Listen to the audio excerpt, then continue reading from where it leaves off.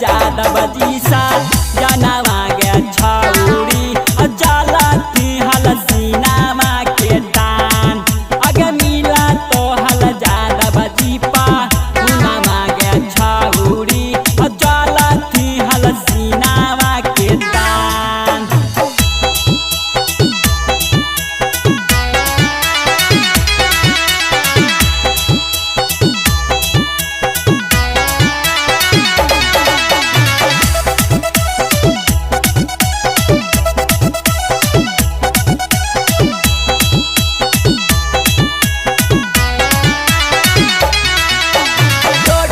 के डैबारावा परता हुंगे छौरी अकारो ही तू हेता ना गुमान अगे टोटो के डैबारावा परता हुंगे छौरी अकारो ही तू हेता ना गुमान अगे मिला तो हल जा